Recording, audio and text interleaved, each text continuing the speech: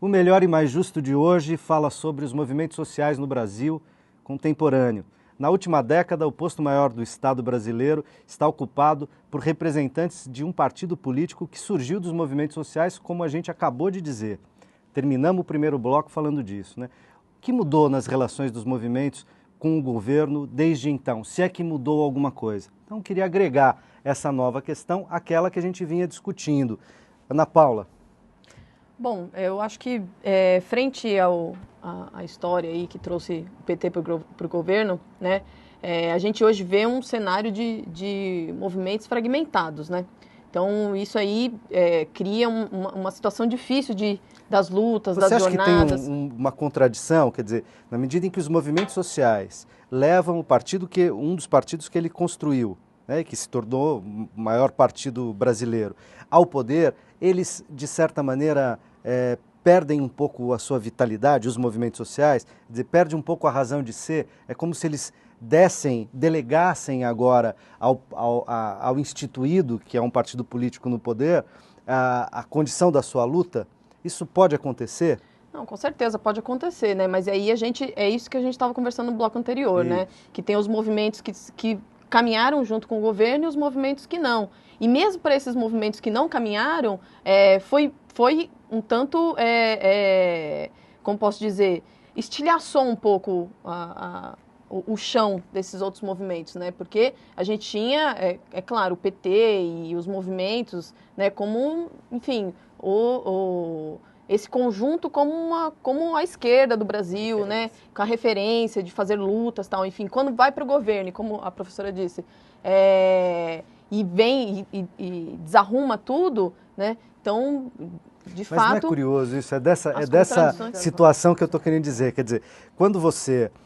É inegável, e não só nos governos do PT e da coligação que o PT preside, não é um governo do PT, né, é um governo de coalizão, tanto foi o do Lula quanto o da Dilma, e o do Fernando Henrique também, mas vamos imaginar, quer dizer, na redemocratização, é a partir do governo Fernando Henrique que a gente tem uma consolidação democrática importante e, portanto, um aumento do protagonismo, por exemplo, da sociedade civil no diálogo com o Estado, né, nos seus vários níveis e tal.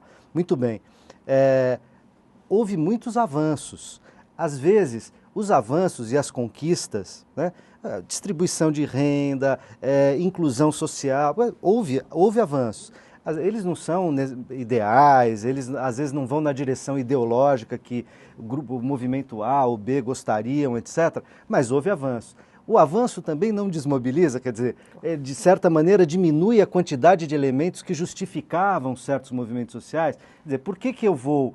Estou exagerando aqui, estou fazendo uma certa caricatura, mas por que eu vou lutar o meu movimento de bairro pela urbanização da minha favela? Por que eu vou lutar pela urbanização da favela se ela está urbanizada, se ela foi urbanizada, se eu já conquistei isso?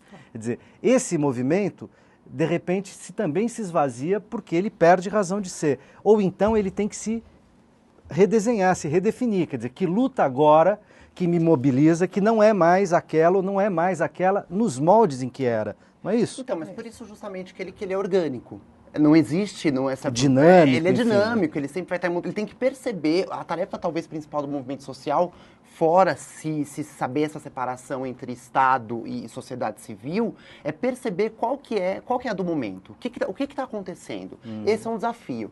Eu penso, em parte, sim, não, eu discordo um pouco da provocação que você fez, porque eu fico me perguntando, eu concordo na parte do sim, porque eu fico me perguntando sobre a questão LGBT, né? Quando for aprovada uma PLC 122, que não seja com esse título, enfim, mas uma lei que barre a homofobia, a violência, será que muitos vão continuar?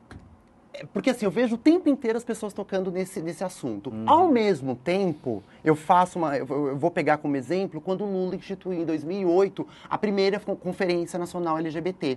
Aquilo primeiro que foi de uma importância simbólica muito forte, que eu acho que é indiscutível isso aqui nesse momento. Segundo que impulsionou, a partir do momento que partiu do federal, impulsionou o Estado e o município a se mexer. Logicamente, junto com os movimentos sociais, a sociedade civil.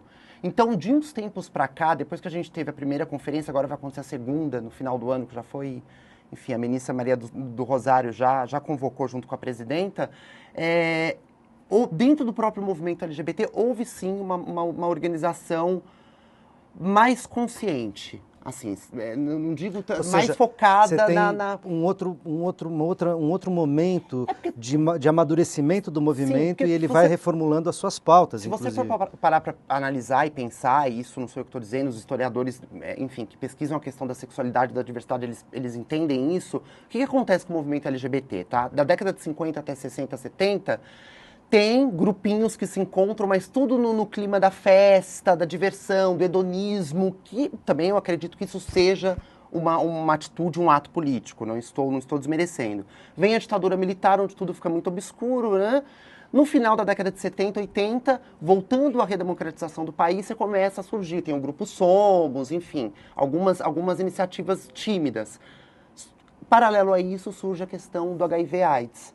Então, o movimento LGBT, diferentemente de outros, por ser uma questão de saúde, enfim, peraí, vamos parar a luta, mas agora é preciso dar atenção a uma questão maior, a um foco maior. E com tudo isso aumentou o preconceito, enfim. Agora sim, a partir do Fernando Henrique Cardoso, a partir do presidente anterior ao Lula, começou timidamente uma vontade de se discutir isso, de se colocar isso em pauta não mais como uma questão de saúde, não só no sentido do HIV e da AIDS, até porque o Brasil se tornou uma referência, enfim, de tratamento, prevenção, mas se colocar na pauta das relações também. Então, acho que quero pegar dois momentos da sua fala que acho que é muito importante. Em primeiro lugar, é o seguinte, a gente vem, a redemocratização não brotou de uma experiência nova. Ela é uma experiência que tenta recuperar as cisões da década de 60. Então, os partidos que se formam são partidos que já vêm na esfera da ditadura, quer dizer, o MDB, o partido da oposição feita de cima para baixo, se transforma no espaço de luta, agrega todas as muitas variações dos grupos políticos anteriores. Quando vem a redemocratização, esses grupos inicialmente estão juntos e depois se separam, porque já tinha uma separação anterior. E a ideia é, quem é o dono da revolução? Essa que é a ideia. Quem vai fazer a revolução, quem vai para o poder depois da revolução. Nunca é o processo da revolução. Esse é o dilema da nossa história. Aí você tem o quê? Vou pegar o movimento LGBT. Ele vem de uma ação que era uma ação libertária da contracultura, né? Anos 60, contracultura, todo mundo respirando democracia. Bom, aí vem a AIDS. O movimento do GLBT, que não era esse, era o movimento dos homossexuais apenas, ele tira as doenças do gueto. Sim. Ele expõe as doenças como política pública, porque até então os lazarentos, os IES vão tudo para as instituições totais. Expõe a necessidade da criação de políticas públicas. E aí expõe a necessidade de políticas públicas, importante porque a AIDS não é uma doença que vem dos grupos homossexuais. Né? É uma doença produzida em laboratório, que pegou diferentes grupos que tinham necessidade de transfusão sanguínea e etc. Então, tem que pensar isso. Esse movimento, ele vem para a cena pública com uma força enorme, que não é a força da diversidade sexual, mas é a força da política pública pela saúde. Acho que isso é uma história que depois vocês perderam, eu quero dizer. Agora, depois vocês perderam. Sim. Agora vocês perderam. Por quê? Porque vocês começaram a trabalhar numa perspectiva de que a homossexualidade é uma singularidade que precisa ficar exposta no teatro do espetáculo público. Eu acho que isso é um equívoco. A homossexualidade é uma decisão de fórum íntimo. Ninguém pergunta a mim qual é a minha decisão sexual. E vocês tiveram que expor para discutir a questão da doença e continuam nessa que eu acho que está errado. Tem que chegar no momento que não precisa dizer se você é sexualmente positivo, negativo, se você transa com quem você transa. Porque isso é de fórum íntimo. E aí deu ao Estado a tarefa de fazer um controle. Você acha que a hora que tiver uma legislação que proíbe a homofobia, vai acabar com a homofobia? Não, se proíbe o racismo. O racismo está aí. Até discutindo, então, inclusive, mas eu acho que é um pouco dos limites dessas lutas individuais, né? De liberdades individuais, que é da década de 90 para cá. Eu acho que isso rompe com aquela ideia, né, de fazer a luta contra o Estado, porque se procura no Estado a solução para para isso que deveria ser uma luta coletiva. A Zilda falou um ponto interessante que eu Deixa concordo. eu só falar um com, argumentozinho pequeno que eu acho que nós estamos dando ao Estado tarefas que são da nossa vida pessoal. Que são da sociedade civil e são dos indivíduos. Porque cidadãos. o Estado não pode dizer o que eu como, o que eu bebo, corpo, como né? eu transo, Sim, que religião sim, eu... sim, Então, nós sim. estamos caminhando numa perspectiva super perigosa. Né? Super perigosa. Quando o Estado começa a se imiscuir na vida das pessoas, o nazismo começou assim. Sim. Entendeu? E a impressão que dá é que o homossexual, tanto, enfim, a feminina ou a LGBT como um todo, quando você coloca na esfera do sexual, primeiro que você está colocando numa esfera de uma invenção burguesa, segundo, numa esfera clínica, a gente não saiu ainda da patologia. É mentira isso de que na década de 90... Ele trabalha numa polaridade estranha, né? Estranha. Que é uma polaridade que, na luta de gêneros, que é o masculino e o feminino, estrito senso, como que são invenções, inclusive discursivas, a própria etc. homossexualidade é uma invenção. A própria homossexualidade é uma invenção. Como categoria, não tem dúvida. Que é uma importância enorme. Quer dizer, você precisa hoje, para resolver o problema das relações familiares, transformar os homens em sujeitos mais afetivos. Sim, né? sim. Compartilhar a relação de procriação e de acompanhamento. Não é dividir. Outro dia eu discuti com a minha filha, ela disse assim, o Luiz me ajuda. Eu falei, como assim te ajuda? O Luiz partilha com você, não é melhor o termo? O te ajuda você é responsável. Eu sou a coitadinha, tem vários desdobramentos. Então, mas para a gente não fazer um programa sobre de sexo. Não, e sobre homofetividade, movimento LGBT, essa discussão é fundamental. Acho que podemos até pautar outro programa para isso. Mas eu queria voltar ao tema dos movimentos sociais em sentido geral. Eu vou fazer mais uma provocação. Eu já tentei pôr essa provocação, que é o seguinte. Na psicanálise se dizia assim, análise terminável e interminável, porque às vezes parece interminável. Quando acaba? Quando a finalidade de uma coisa, quando o sentido de uma coisa termina?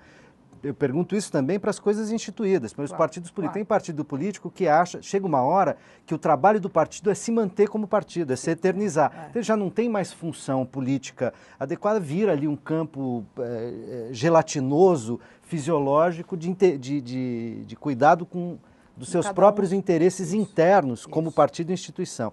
Então, isso não acontece também com os movimentos sociais? Quer dizer, quando entender, os movimentos sociais fazem essa reflexão, quando que esse movimento social perde o sentido e deve se engajar em outros ou construir outros e tal. Tem fim para os movimentos sociais, uma vez começado, aquilo tem que permanecer de algum modo. Acho que esse é o nosso dilema, porque é muito difícil desinstitucionalizar. Não é só nos movimentos sociais. Nos cursos, cria uma disciplina, ela não tem mais função e ela continua lá pendurada. E o que acontece com movimentos sociais? Ele vai se esgarçando, ele vai se desqualificando. Se tivesse uma discussão sobre, agora essa etapa está cumprida, o que vamos fazer daí para frente, nós teríamos uma organização social muito mais inteligente, muito mais afetiva e muito mais racional para aquilo que precisa, não é? Ana Paula, só para todo mundo ainda falar nesse bloco, tem que ser rápido. Eu acho que pode ter validade, sim, o movimento, né?